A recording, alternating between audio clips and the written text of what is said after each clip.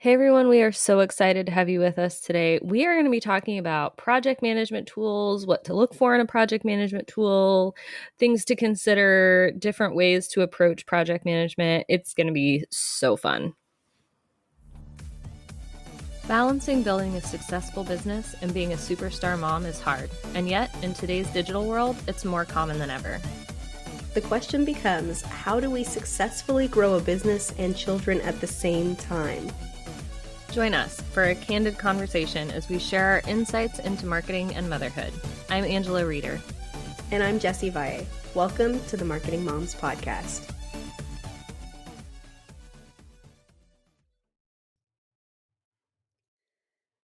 I love how when the moment we hit the intro music to start and we're both muted, we both grab our coffee cups and take a big swig. Take a big sip. Hurry up and get that coffee in. And coffee.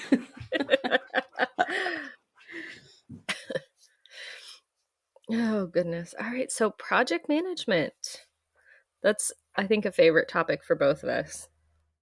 Oh, yeah, for sure. Organization, whether it's tasks or down to papers and pencils around my home. Organization makes me giddy. Yes. I like having all of the organization supplies. I'm not so great at the actual organization, but I like having all the notebooks and pencils and organizational stuff. Oh, yeah. Post-it And I notes. love I'm a walking huge through fan the of Post-it notes. store, like any store. Yes. I mean, I don't care whether it's, specialty like Home Goods or down to the Dollar Tree. Like you go to the organization section and you look and you just have all those possibilities pop up in your head about how you can use it. Well, interestingly enough, the same thing happens to me when I look at a new project management software. Right? I love project. I think I've played with not all of them because there's too many, but like all of the major ones, I think I've played at some point over the last several years. Yeah, same. And so today we kind of wanted to talk about what you might need in a project management system. Everything from usability to collaboration to customizations and all the things, right? Yes. So we actually have a list. And I'm going to be honest, a couple of these things on the list I don't necessarily agree with. So that should make for good fun. That will make, I'm kind of looking at them like, I don't know. Well, and I think some of them depend too. And we can talk about that as well. Yeah, for sure. So we've got 10 items that we think you might be, you should look for when trying to select your perfect project management system. Although I will say off the bat, it's okay to change. Like, yeah, sometimes if you're deep in the weeds in a system, it's going to be a pain in the butt. But the time that you would spend hating it and trying to make it work anyway is not worth it. Like, it's worth making the switch to something that's going to make your life easier, even if it stinks in the moment.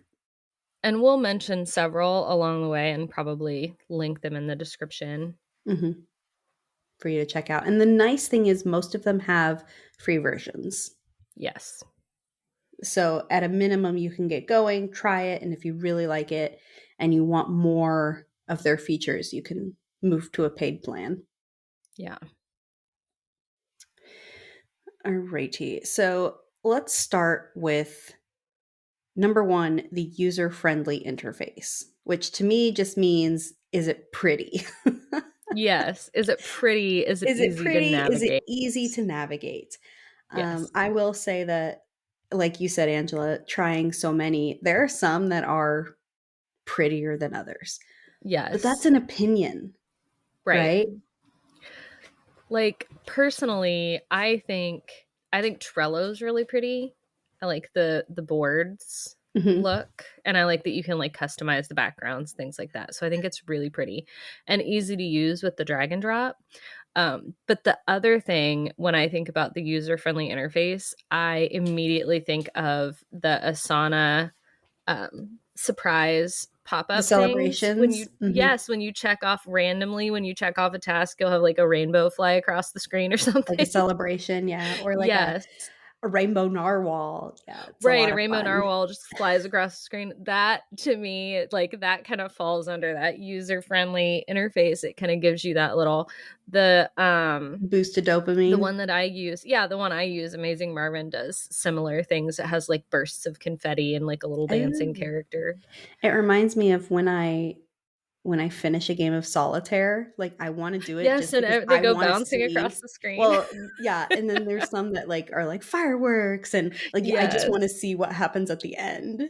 Like, that's almost more Mhm. fun to me than actually completing the game. Yes. And some of them gamify things. Like some of them you can earn points and move up levels as you do tasks.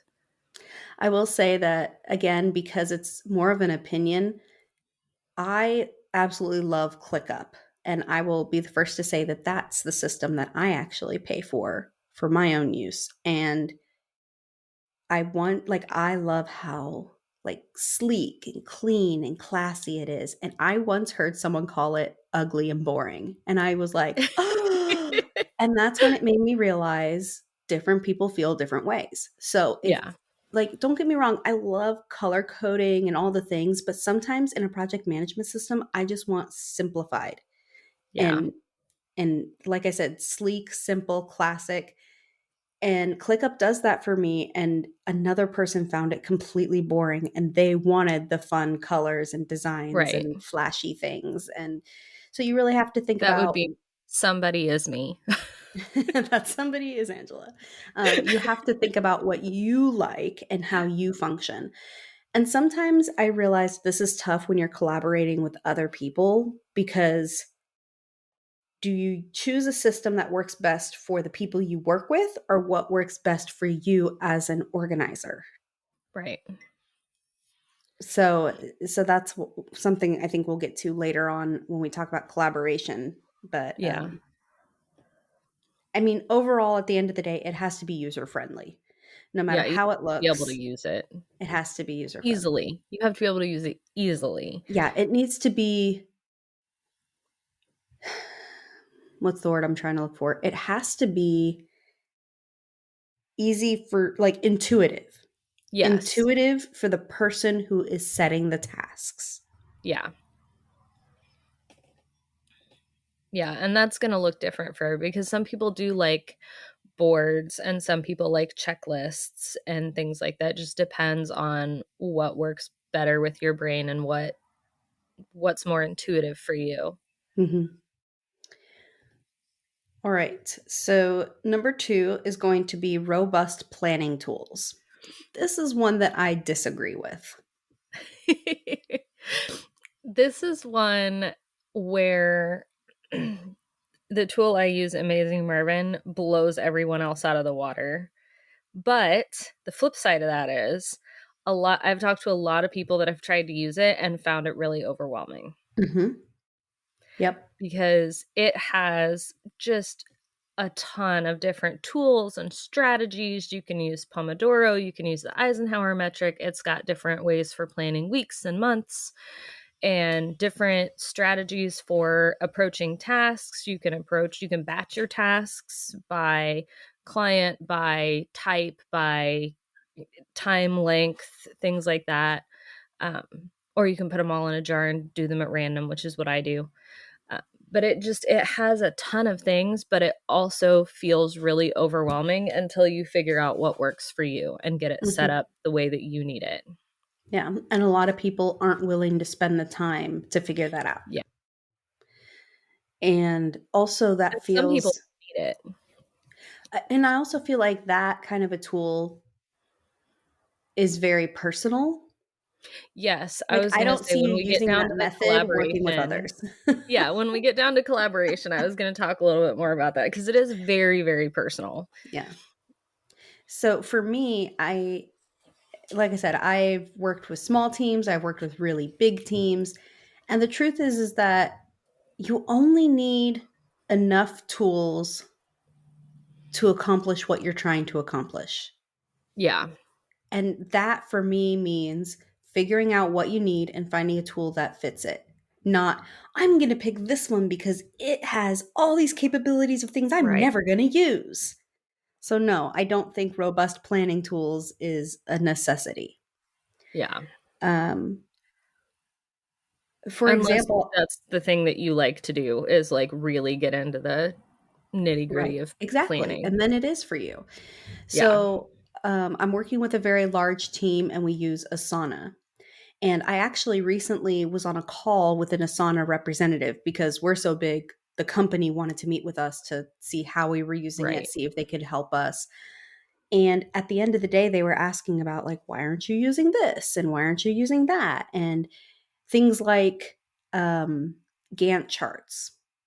There are some teams in some situations where a Gantt chart is crucial and Yeah. vital. And that's something new that Asana has. And they're like, why aren't you using Gantt charts?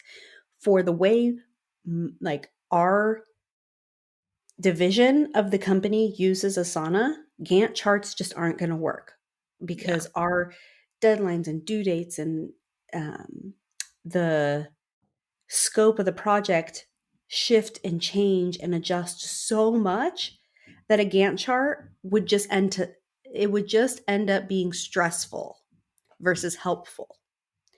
Now, if on the flip side, a different department that has less pressure of things that change all the time and release dates and all these Right. things, and theirs is more set in stone, I think a Gantt chart would be wonderful.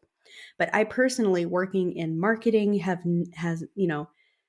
I have never been in a position where a Gantt chart is helpful. However, I know there are people who swear by them. So Yes. again, you have to figure out what type of business you have, what you want to use the tool for, and if it fits your needs. Because to me, having extra things for the sake of having extra things is not worth it. No. Yeah. It can be really overwhelming and make things overcomplicated. But I will say, on the flip side, then, if you have a list of things you desire, chances are you can find something out there that fits all of those. So that's why I Yes. said, You might whatever you're have to pay. using now, yeah, whatever you're using now, it may not fulfill all of that list. And yeah, it's going to stink to change systems. But if you find one that checks all the boxes, you are going to be so happy in the long run because it's going to Yeah. lead to more productivity Yeah.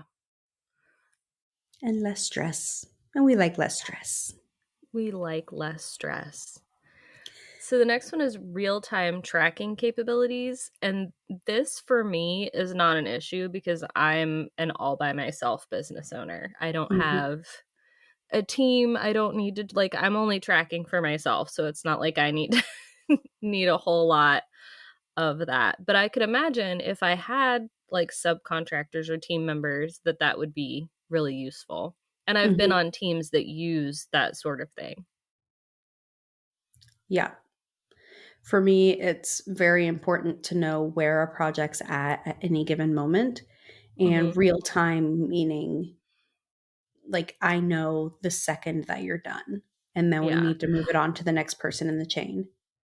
Can I just brag for just a second? Of course, please go. When I worked for a marketing company several years ago, they did all of their tracking through Google Sheets. They did all their task management through Google Sheets, which I do not recommend. But I actually set up some formulas to track how many tasks people were assigned every week, and then like how many they got done, how many were overdue, how many, like a percentage of like what they were assigned versus what they accomplished. Um, and like even broke down into like it was this like a development task or a marketing task or whatever, and then like by department who was getting assigned the most tasks. It was incredibly complicated. I was so proud of myself when I made it work. Yeah, that sounds like um you basically developed an I app. basically built I basically used Google Sheets to make a project management app, and it was very complicated. So I do want to say that is possible. but I don't recommend it. But that was that sort of real-time tracking. Like they wanted to be able to look because they assign tasks on Mondays. So they wanted to look on Monday and see like, oh no, we accidentally assigned this person 37 tasks. There's no way they're going to get this done. Yeah. Right? Or, and also to be able to look and say, okay, like I could look at my tasks and be like, okay, this task hasn't gotten done for like 3 weeks. I'm clearly putting it off for some reason. And Mm-hmm. then my team manager could come in and be like, why are you putting this off? What do you need to get this done? Like Mm-hmm. things like that. So the real time tracking was important for them. And that was like my biggest experience with that sort of thing. Um, but yeah, so for that, I could see where that would be helpful, like for teams or for you. Like you said, I need to know exactly when something is done so we can move on to the next thing. You make a really good point about tracking and reporting for specific people and tasks. So in Asana, I actually have a dashboard where I can see by person how many tasks for them are due in the next 2 weeks, how many are overdue. And if I click the person, I can see which tasks those are. And like I created this custom dashboard to what I wanted to see, which was really Mm-hmm. cool. And then like how many tasks have I personally assigned? Because I'm not the only project manager. Right. So how many tasks have I personally assigned to whom, due in the next 2 months? Like, so the reason I go there is okay, so I need some, like, let's say I need a designer. I'm going to look at the list of all the designers and see, oh, this person has less tasks than the others. Let me Right. assign it to them.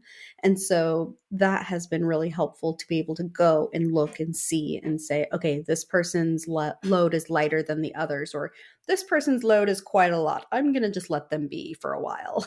Right. Let me go find someone else. And so that real time tracking is helpful because if it's real time, I know exactly how many things they're working on at any given time. And so Right. that's been pretty powerful.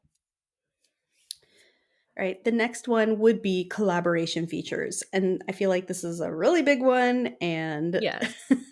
this is definitely something that Angela and I have thoughts on. Yes. So this is where my amazing Marvin falls short. It does not have any collaboration features. It's not designed for teams. It's designed for one person to use for their own thing, um, which works for me because I'm just one person. But when I work on teams with other people, that's not that's not going to work. You Mm-hmm. need something like Asana, Trello, ClickUp where you can collaborate, talk to each other, leave comments. That's one of my favorite features on the project management systems as someone who comes on to other people's teams is the ability to like tag people in comments to get their eyes on something or get like an answer to a question without having to like direct message them or email them and wait for a reply. Like everything is all in that task. So I'm not trying to look 4 different places to see what did they tell me? What did they say in that email? What did they send me in Slack? Where did they put that thing? Like Yeah. those can be really powerful features. Yeah, it's really helpful, especially when there's multiple people having a conversation about a singular task, Mm-hmm. right? Because Yeah.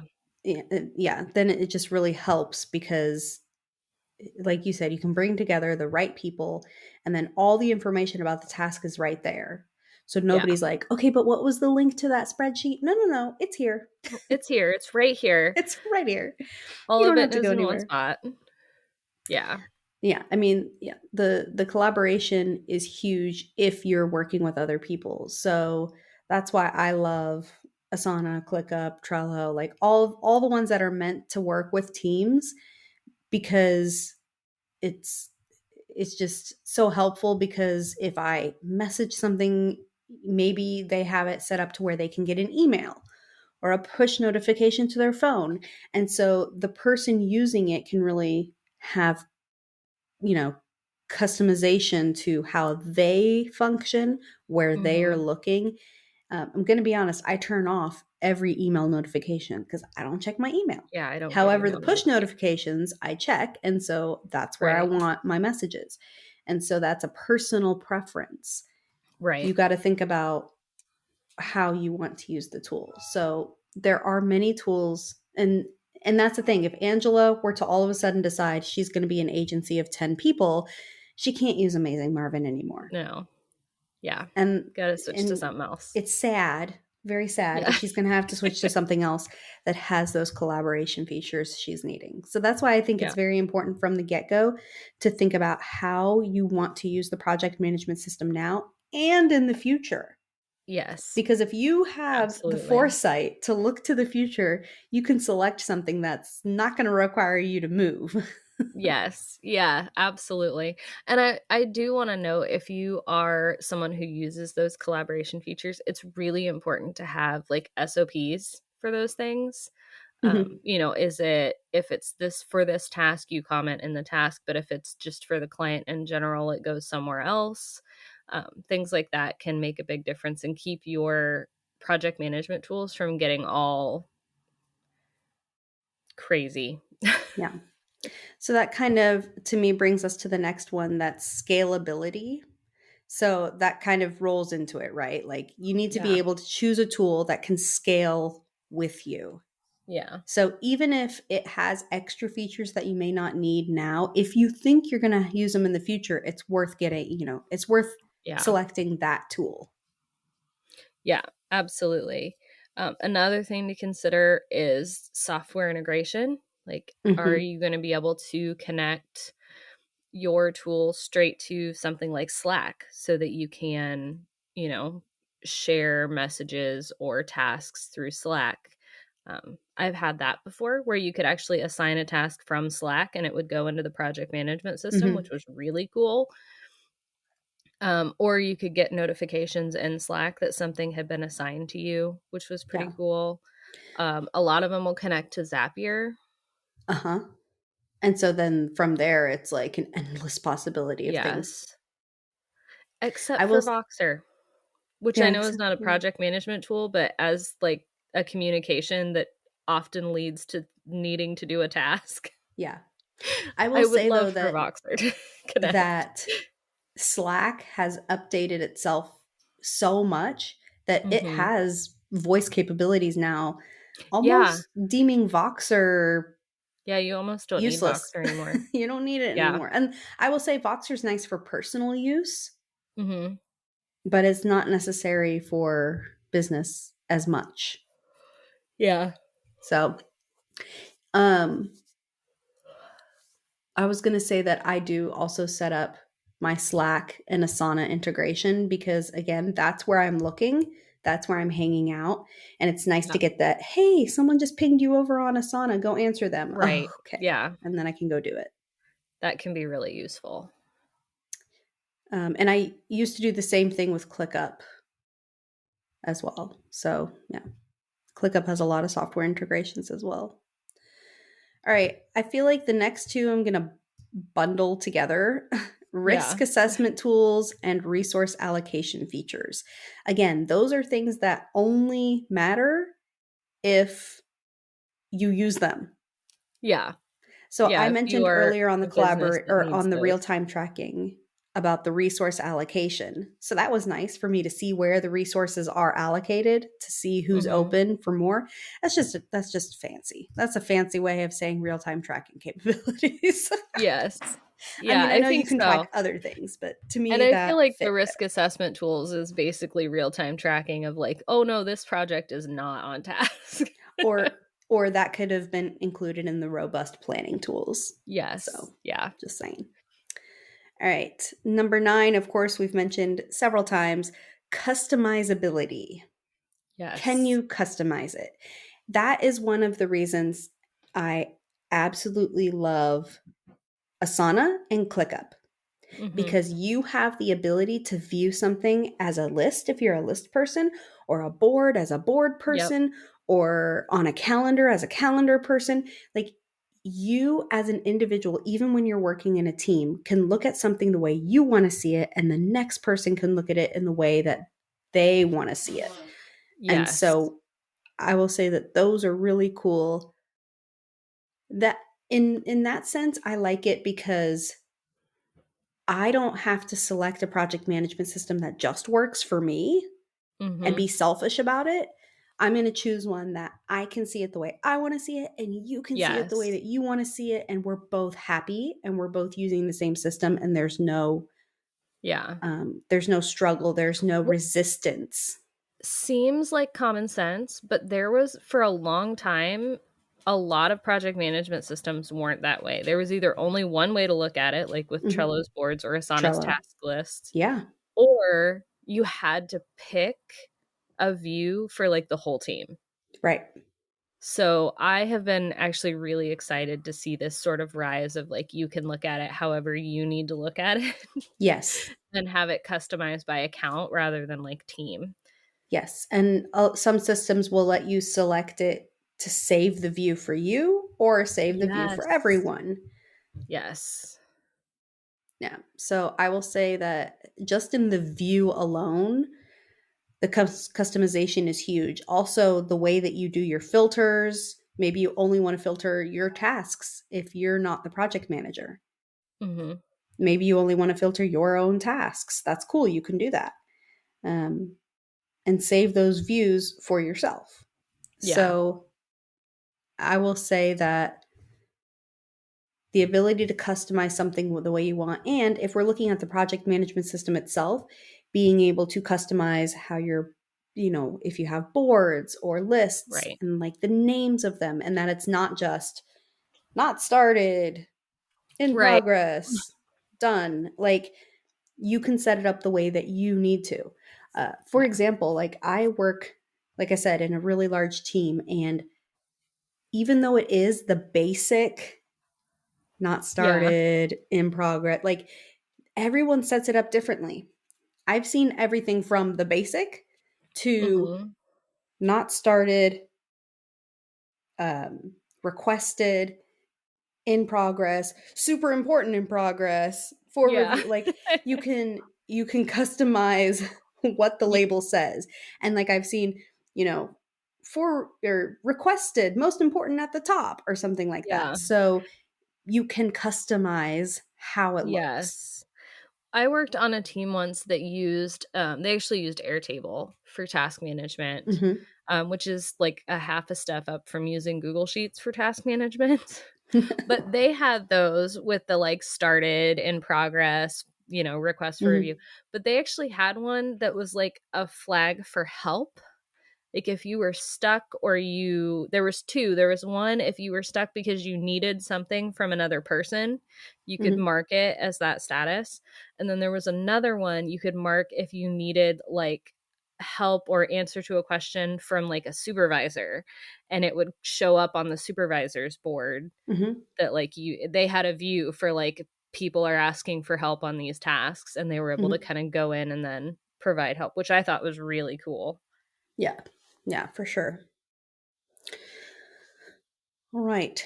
And then we have comprehensive reporting tools. So again,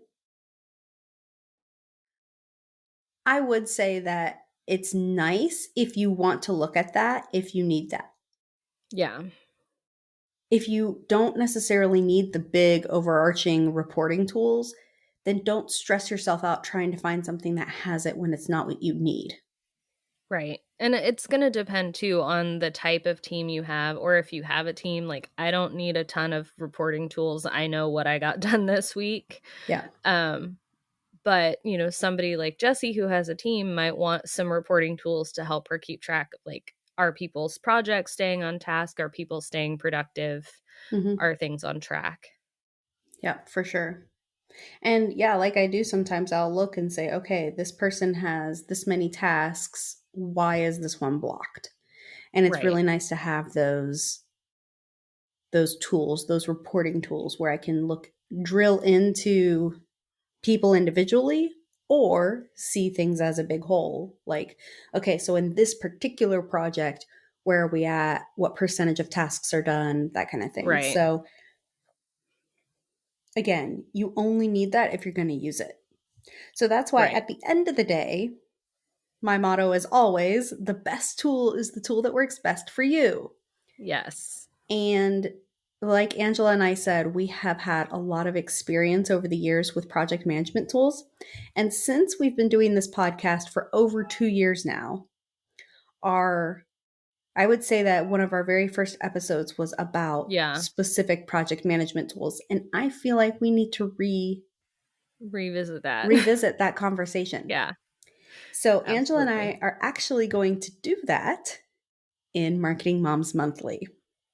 So we are going to have a bigger, longer conversation about specific project management tools, what we've learned over the years, especially the last 2 years, because I will say my thoughts are slightly different than they were 2 years ago now that I have more experience working with larger teams.